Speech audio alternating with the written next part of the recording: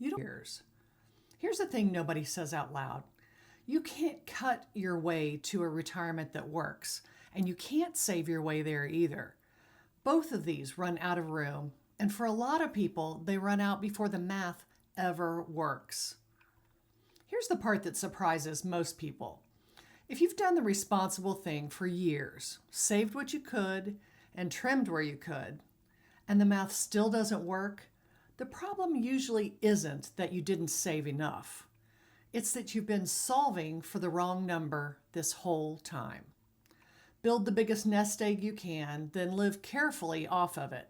That's the plan most of us were handed. But it assumes you've got decades for it to work. And if you're looking at this in your 50s or your 60s, that's exactly why so many people who did everything right still feel behind. Quick word on why I can say any of this. I stopped trading time for money in 2022 after building income that showed up every month through 3 market downturns over 23 years. So this isn't theory for me, it's what actually worked. Let's start with cutting, because this is the one everybody reaches for first.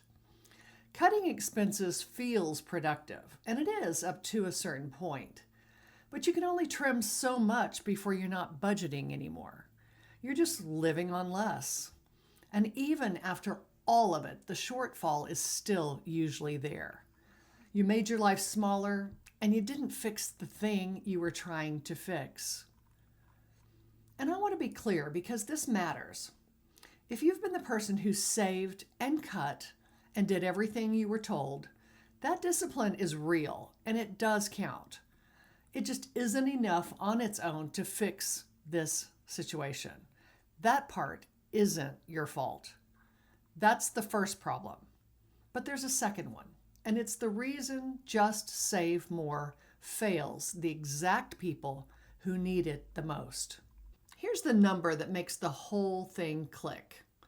The day you stop working, you don't spend your savings all at once. You spend monthly income. And when I say savings, I mean all of it.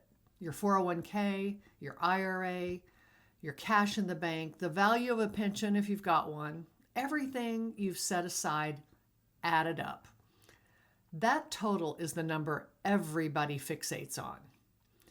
Your bills come in monthly. Your groceries, your insurance, your mortgage, if you still have one. So the real shortfall, the one that actually decides whether you can retire, is your monthly expenses minus the reliable monthly income you've already got coming in. For most people, that's Social Security and maybe a pension if you're one of the few who still has one. Look at what that means. The question was never really, how big is my account balance? The question is whether your monthly income is covered. Most of us were taught to obsess over the first question and ignore the second. And that's the whole reason the math feels off. Now, even if you do manage to build a big nest egg, there's a problem waiting on the other side of it. Most people never see it coming. Savings has its own problem, and it's about time. Meaning, it's a time issue. The whole math of just save more depends on time. It assumes decades of compounding doing most of the work. That works great if you're 25. If you're starting to look at this seriously in your 50s, though, you don't have the 30 years that formula quietly depends on. So the plan everyone hands you is built for someone with time to spare. And then it gets handed to the people who are closest to retiring. That's exactly where people who did everything right get stuck. That's the saving problem before you retire. There's another one that shows up after. Here's the quiet problem with a big balance. Even if you build one, you've then got to ration it.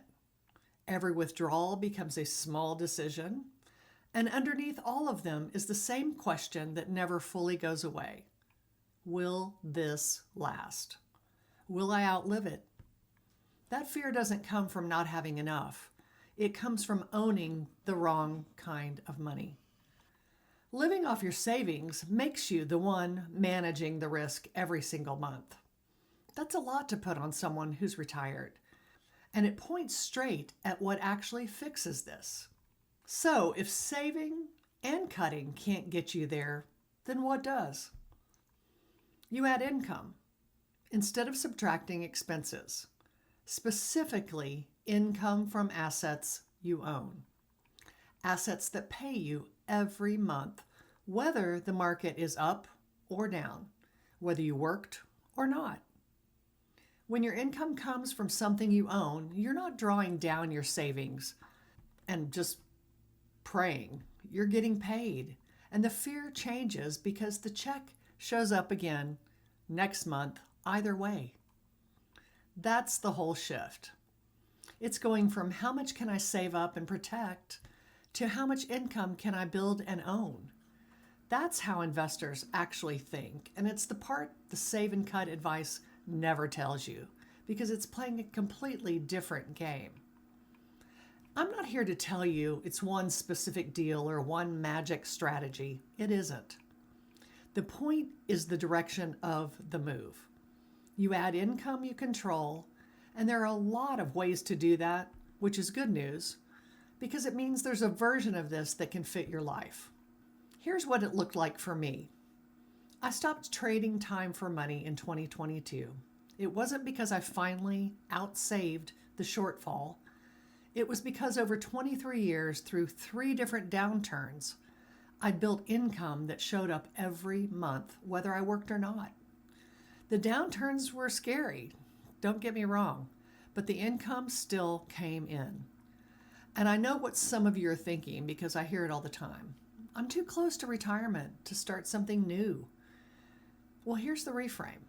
Saving is the thing that needs decades to work. Buying income that pays you now doesn't need decades. So you might be too late for the saving game, but you're not too late for the income game. You can still start.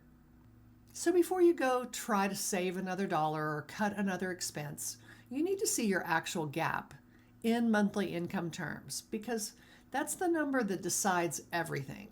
That's exactly why I built the free retirement gap analysis. It shows you what your gap really is in just a few minutes. It's on my website and the link is in the description below, so start there. Once you can see your shortfall clearly, there's one question that changes everything, and it's the thing the save and cut crowd never tells you. Which kind of income actually closes it the fastest at your stage? That's what I break down next. If you want the calm version of retirement and real estate, real numbers and real strategy with no hype, that's made for people building this in their 40s, 50s, and 60s, please hit like and subscribe and stay with me. Thank you for watching.